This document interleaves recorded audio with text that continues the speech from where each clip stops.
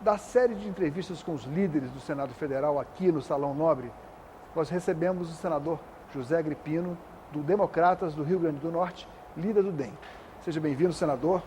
Obrigado e as suas ordens. É um prazer participar dessa série de entrevistas onde os líderes são ouvidos.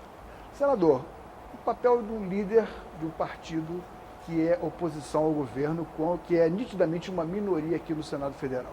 Como é que tem sido esse trabalho? De estabelecer o contraponto, é um trabalho de consciência. Para começo de conversa, o esforço que o meu partido fez para permanecer oposição. O meu partido já foi maior do que ele é hoje por conta de um ataque de um partido que resolveu cooptar pessoas de diversos partidos e cooptou muitos dos nossos para levar alguns que estavam desejosos de servir ao governo de irem. E nós que tínhamos a consciência democrática de que o papel que nos foi reservado foi o papel de exercer a oposição para fazer o contraponto. O governo existe para governar, a oposição existe para fiscalizar. Nós resistimos heroicamente, a duras penas, para manter o partido vivo para exercer a oposição. Eu diria que do nosso partido, a essência ficou e foram aqueles, os menos votados até, foram aqueles que não tinham a consciência programática do Democratas, não tinham a consciência programática do Democratas. Algumas pessoas que estavam no partido, para o PSD. Isso, não tinham consciência de que o partido que não ganhou a eleição e, portanto, ele estava na obrigação de exercer a oposição e tinha que ser a oposição e tinha que ficar na oposição.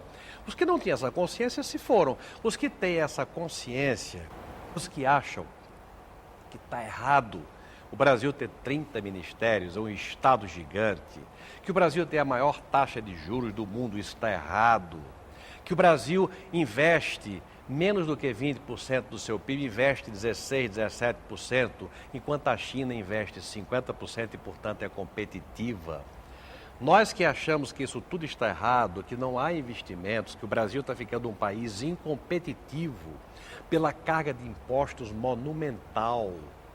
Os que acham que o governo que tem popularidade deveria já ter feito uma reforma tributária e uma reforma política, porque tem popularidade para fazer essas reformas, os que entendem que é preciso criticar os erros do governo e que não pode haver um Estado único de um pensamento único, nós ficamos no partido, resistimos, o partido tem a respeitabilidade, é um partido que não convive com a improbidade nem com a impunidade e que exerce o papel de fazer o contraponto. O governo governa, comete acertos e comete equívocos, e quando comete equívocos é papel da oposição criticar e até apontar caminhos, como é o nosso caso. Muitas vezes nós votamos com o governo, apoiando as coisas boas, mas na hora de criticar, nós exercemos a democrática responsabilidade e a obrigação de criticar.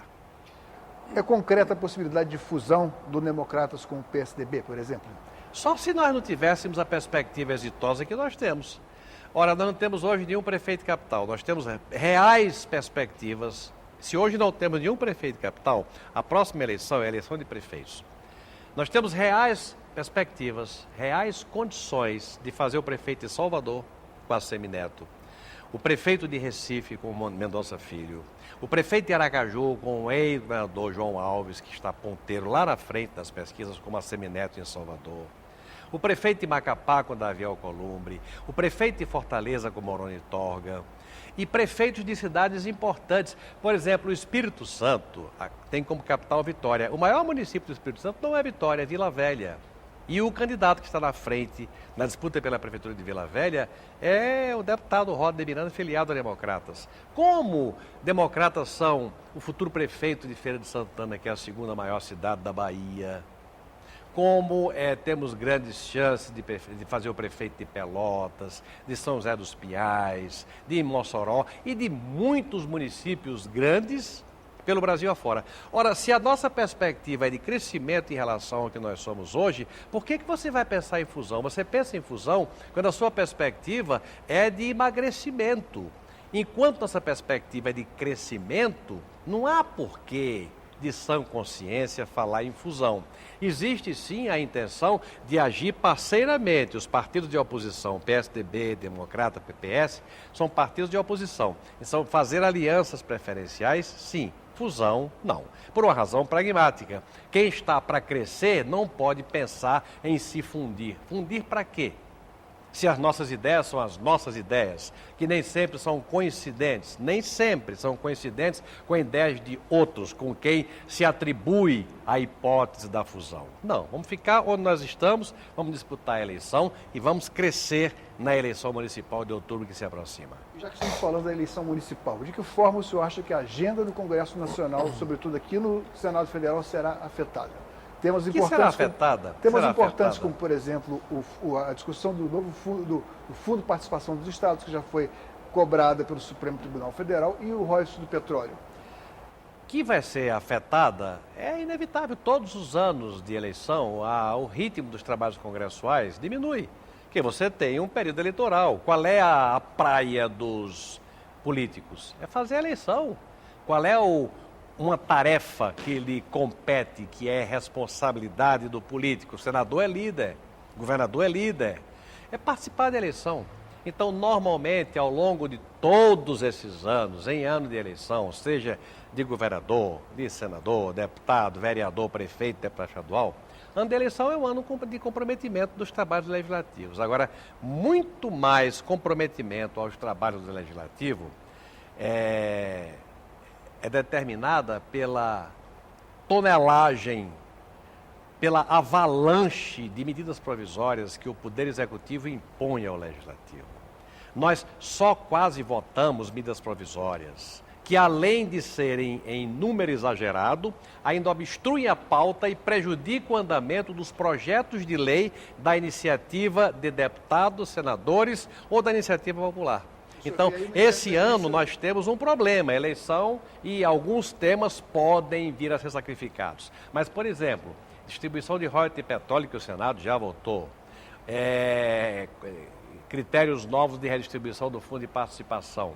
Muito mais do que a questão da eleição municipal, quem vai atropelar ou comer tempo do debate do Congresso para esse tipo de assunto, que é importantíssimo, são as medidas provisórias que toda semana, todos os meses obstruem a pauta e obrigam o Congresso a, durante muitas sessões, ser obrigado a ficar imobilizado por conta do excesso de medidas provisórias que o governo insiste em mandar para a Câmara e para o Senado. Mas que medida pode ser tomada, já que o Supremo recentemente se manifestou? Aquilo que está feito já. O projeto que o Senado já mandou para a Câmara e que está lá paradinho na Câmara, ele tem que ser apreciado e ser aprovado. Se, por exemplo, fosse aprovado um dispositivo, um único, para que a medida provisória adquirisse eficácia, para que ela entrasse em eficácia, que ela começasse a produzir efeito, fosse necessário que as comissões de Constituição e Justiça da Câmara ou do Senado, as comissões, votassem a sua admissibilidade e a sua constitucionalidade, independente da tramitação, esse primeiro filtro, as comissões de Constituição e Justiça na Câmara ou no Senado, por onde ela entrasse, teria o direito de barrar se ela não fosse urgente, nem relevante, nem constitucional. Eu duvido que o governo não reduzisse a 10% a quantidade de medidas provisórias que manda, porque ia mandar um mundo de medida provisória que, pelo fato de não ser nem urgente, nem relevante, nem constitucional, ia ficar filtrada logo na largada, então não valeria a pena o desgaste do governo, que tem maioria aqui, ver uma matéria claramente não urgente ser rejeitada logo no primeiro filtro da Comissão de Constituição e Justiça. Mas não é assim.